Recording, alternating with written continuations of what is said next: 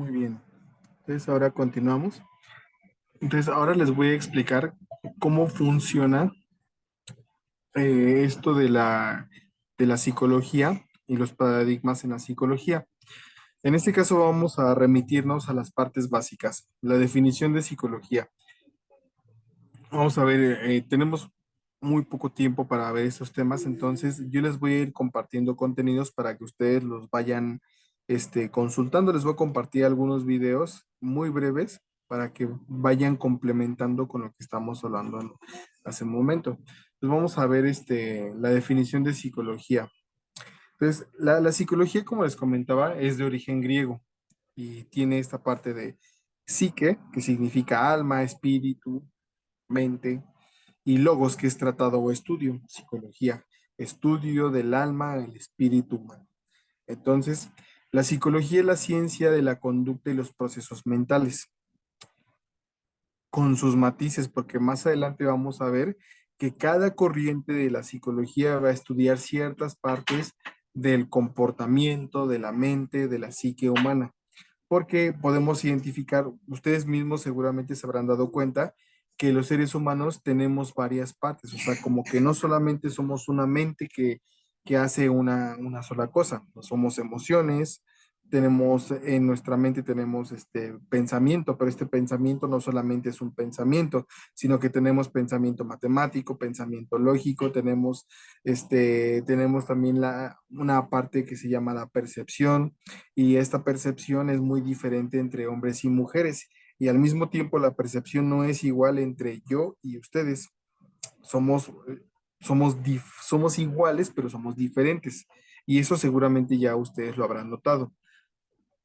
No todos los seres humanos somos iguales, no todos los seres humanos percibimos el mundo de la misma manera, pero la psicología va a tratar de estudiar estos temas, ¿no? La conducta, los procesos mentales, las emociones, el pensamiento, un montón de cosas, cómo aprendemos, este, cómo adquirimos conocimiento. Entonces, tenemos que identificar, este es un punto muy importante que deben de tomar en cuenta, la conducta. Es todo aquello que hace un organismo, cualquier acción que podamos observar y registrar. Entonces, respecto a esto, los seres humanos tenemos conducta, y la conducta humana es bien compleja, es infinitamente compleja. Y esto lo podemos identificar en un montón de cosas. Por ejemplo, los seres humanos podemos leer el comportamiento de otros seres humanos.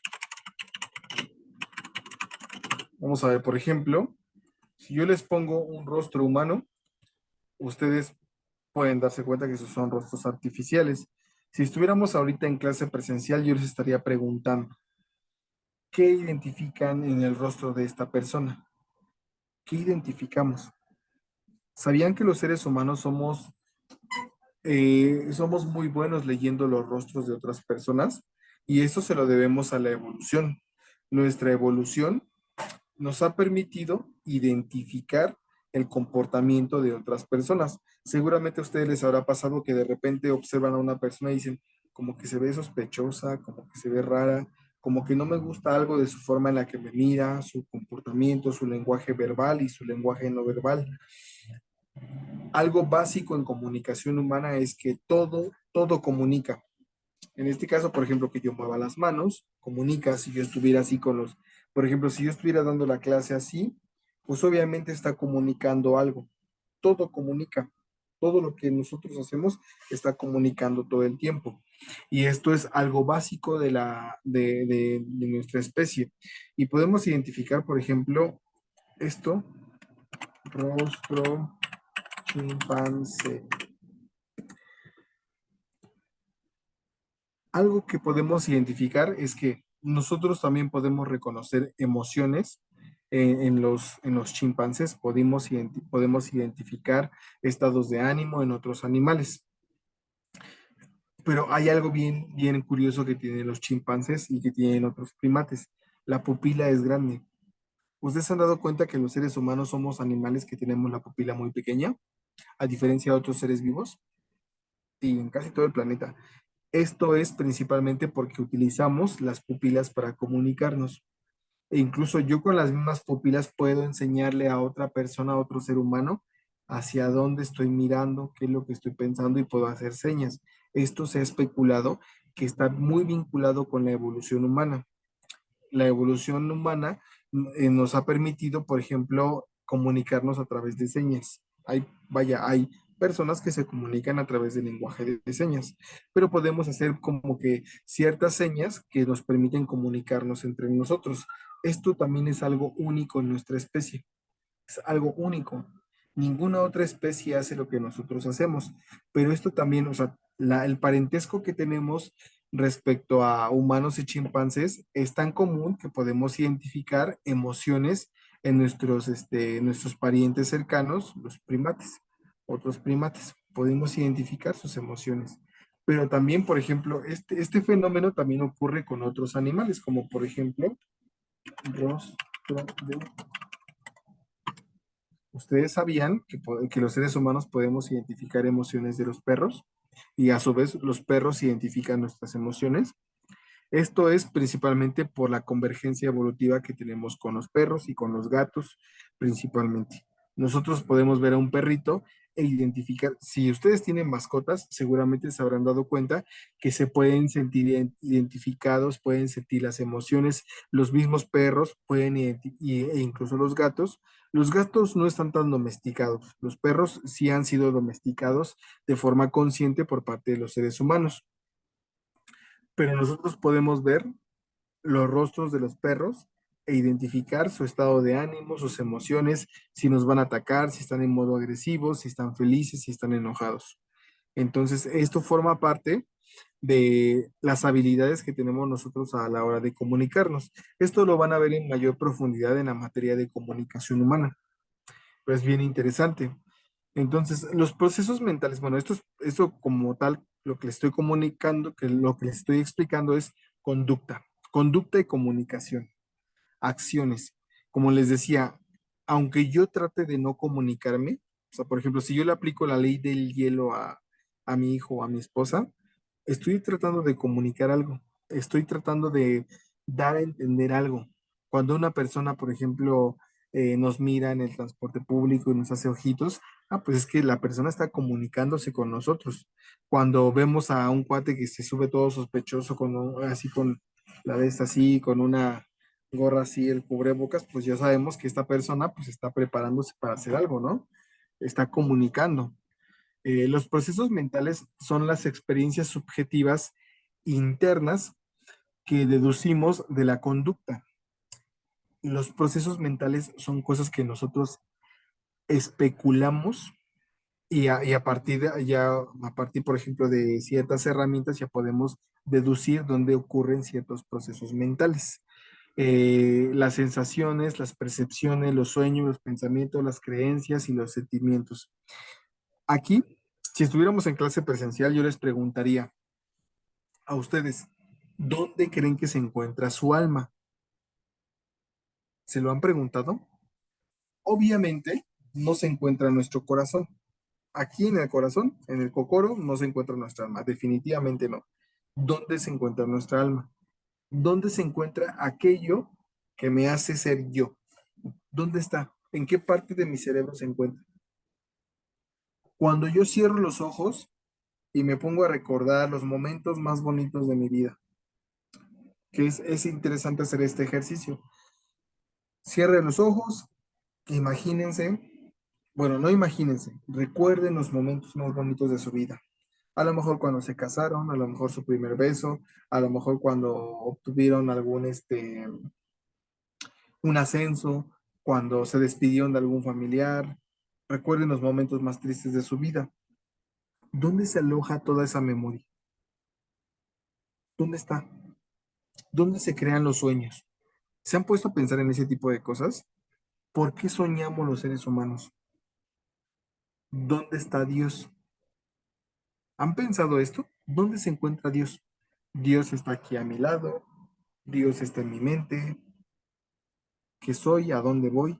Todo este tipo de cosas, nosotros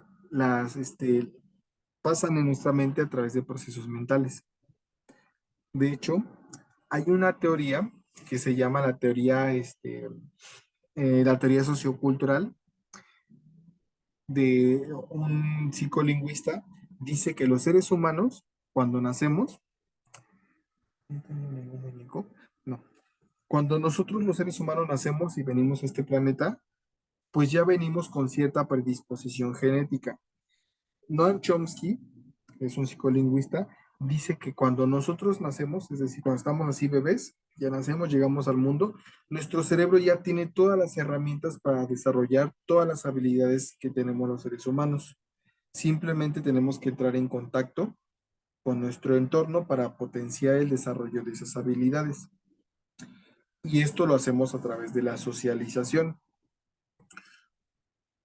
Los seres humanos no nos hacemos a nosotros mismos. Es decir, yo no me construí a mí mismo. Es más, yo dependo totalmente de todo mi entorno y ustedes también. ¿A qué me refiero con esto? Por ejemplo, mi autoestima está conectada con la idea que tienen las otras personas de mí mismo. Su autoestima, si ustedes creen que son unas grandes personas, seguramente esta idea ha sido constituida a partir de su relación con otras personas, de su vinculación con otras personas. Los seres humanos no existimos sin los otros. Definitivamente no somos. Yo no soy sin los otros. Yo dependo de la rectificación social que me dan otras personas. Ustedes igual. Seguramente están estudiando porque quieren un mejor trabajo, porque quieren mejores oportunidades en esta vida, porque se quieren superar. Superarse va de la mano con esta idea de generar yo, aumentar mi autoestima. El reconocimiento social de que soy una persona que ya terminó una carrera, también me da esta idea de que yo he escalado hacia un siguiente nivel. No sé si me explico. Entonces, los seres humanos no nos constituimos solos, no existimos solos. Y una prueba de ello es, por ejemplo, acá les voy a poner, el niño salvaje de Aveyron. El niño salvaje de Aveyron, todos habrán escuchado sobre Tarzán, sobre este personaje que fue salvado por orangutanes, no, por gorilas y se volvió un gorila, parte de la manada y sus padres murieron, si no me equivoco, ¿no? El niño salvaje de Aveyron, Víctor, fue un niño que se perdió en el bosque. Si no me equivoco, fue en Francia. Entonces, este niño se perdió en Francia y mira, vean el periodo en el cual se perdió. Se perdió. Ese niño nació en 1788 y murió en 1828. ¿Qué se estudió con este niño? Se estudió cómo se desarrolla un ser humano sin el contacto con otros seres humanos. Este niño estuvo en contacto con lobos. Y cuando lo descubrieron, creo que tenía como 11 años, 12 años, y los científicos de aquel tiempo dijeron, ah, pues tenemos una manera en la cual podemos ver cómo adaptamos a un ser humano salvaje a tratar de civilizarlo. ¿Y saben qué es lo que se dieron cuenta? Que no lo pudieron civilizar. Pudieron hacerlo funcional dentro de un entorno, de un entorno humano normal, ¿no? Pero lo interesante es que en aquellos tiempos se dieron cuenta que no le podían enseñar lenguaje, no le podían enseñar a hablar bien. El niño ya se había quedado con esa idea de que era un lobo y que era parte de su manada. Era salvaje, gruñía, caminaba en cuatro patas. Entonces el niño no lo pudieron reeducar para volverse un individuo normal. Posteriormente, ya con los estudios en psicología más avanzados, se dieron cuenta que si un niño no es estimulado de entre los 2 a los 5 o 6 años, si al niño no se le enseña el lenguaje, en ese periodo el niño no va a desarrollar lenguaje. Si al niño no se le estimula en este periodo corto de tiempo, cuando dejan de ser bebés y empiezan a ser niños, porque los bebés dejan de ser bebés a partir de los 12 meses y a partir de ahí ya se empiezan a considerar niños. Entonces, cuando los niños no entran en contacto con otras personas, no les comunican nada, los niños no desarrollan lenguaje. Ustedes sabrán que aprendemos el lenguaje a partir de que lo escuchamos con otras personas. Un niño cuando está desarrollando, cuando empieza a querer hablar, es porque escucha a otras personas y empieza a hacer bla, bla, bla, bla, bla, empieza a hacer pa, pa, pa, pa. Si se dan cuenta, en casi todas las culturas humanas, papá y mamá son muy parecidos. Papá, que es tata, dada, dad, son palabras muy sencillas de pronunciar por niños. Mamá, mamá, mom, dada, no, era, ¿cómo se le? Hay otro término para mamá, que era, ay, no recuerdo, pero si se dan cuenta, son frases muy sencillas de repetir. Todos los niños empiezan con el proceso de balbuceo, balbuceo, balbuceo, balbuceo, escuchan a los adultos y los niños pequeños, si ustedes ponen atención, cuando están en contacto con un niño pequeño, el niño pequeño está viendo la boca y empieza a repetir y a repetir y a repetir y empieza a hacer onomatopeyas y empieza a tratar de repetir para repetir lo que escucha y empieza a hacer cacofonías y esto le permite posteriormente desarrollar lenguaje, pero esto lo hace solamente en contacto con otras personas. Entonces ahí vemos la importancia de estar en contacto con otros seres humanos. Por eso los niños que son pequeños es bien importante que sean estimulados desde que son muy pequeñitos, porque esto les permite, se encuentran en un periodo en el cual sus neuronas están así en boom y pueden aprender un montón de cosas. Entonces, como les decía, las sensaciones, percepciones, los sueños es algo también muy interesante, los pensamientos, las creencias, los sentimientos. La psicología no se concreta con la descripción del comportamiento, va más allá, intenta explicarlo, predecirlo y por último, modificarlo. ¿Ok? Entonces vamos a la siguiente, la historia de la psicología. La historia de la psicología data de la antigüedad, de cuando los filósofos y líderes religiosos se preguntaban sobre la naturaleza humana e intentaban explicar el comportamiento humano. ¿Qué fue lo que hizo que la psicología dejase de ser una parte de la filosofía y convertirse en una ciencia? Vaya, para ello se requirió la implementación del método científico, que es bien importante. El uso de instrumentos y técnicas. La psicología se vale de ciertos instrumentos que permiten medir ciertos comportamientos y ciertas habilidades, ciertos pensamientos en un individuo. Entonces, por ejemplo, y esto lo van a ver en estadística se utiliza para estudiar también el comportamiento humano. Cuando los que buscaban respuestas dejaron de confiar en su intuición y su propia experiencia, comenzaron a reunir información a través de observaciones sistemáticas y experimentos controlados. Vean lo que les estoy comentando. Cuando los psiquiatras, los médicos del siglo XIX empezaron a decir, nos hacen falta más elementos para entender el comportamiento humano, pues empezaron a generar sus propias pruebas, sus propias herramientas para poder entender el comportamiento humano. En este caso, por ejemplo, seguramente todos ustedes habrán visto que la típica imagen del psicólogo, ¿no? El paciente está recostado y está teniendo terapia, ¿no? Y detrás está el psicólogo estudiando lo que la persona dice. A este proceso se le conoce como terapia psicológica, ¿no? Una terapia clásica, psicoanalítica, que yo estoy así en mi diván, en el diván, y estoy platicando, no, pues es que yo de niño me acuerdo que bla, bla, bla, bla, bla. Este método es el método propio del psicoanálisis y es un método que permite, normalmente se le pone al individuo en un lugar donde no tenga ningún distractor. Estoy así, estoy viendo hacia algún lado y esto permite, normalmente son paredes pintadas en blanco o un espacio en blanco que le permite al individuo no pensar en otra cosa que no sea en sí mismo. A este proceso se le conoce como introspección y seguramente habrán escuchado este término. Yo hago introspección, es decir, cuando hago introspección me estoy analizando a mí mismo. En este caso, por ejemplo, la psicológica del psicoanálisis, este paradigma del psicoanalítico, tiene la idea básica de que el individuo tiene que hacer un análisis de sí mismo. Yo como terapeuta no le voy a decir a mi paciente, estás bien tonto, debes de salirte de tu casa y ponerte a trabajar, ya no estés deprimido. No, no, no.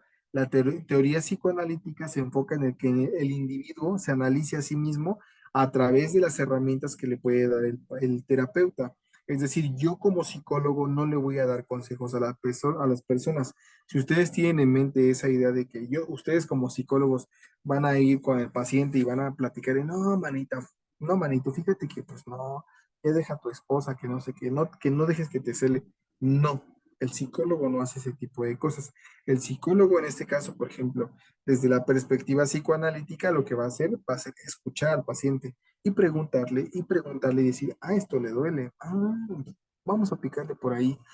Entonces, el terapeuta analiza al individuo, lo estudia y a partir de ese estudio empieza a sacarle más información al individuo para que el mismo individuo reconozca cuáles son sus fallas, sus errores, sus traumas, las cosas que lo están limitando, las cosas que no le están permitiendo estar bien a gusto consigo mismo.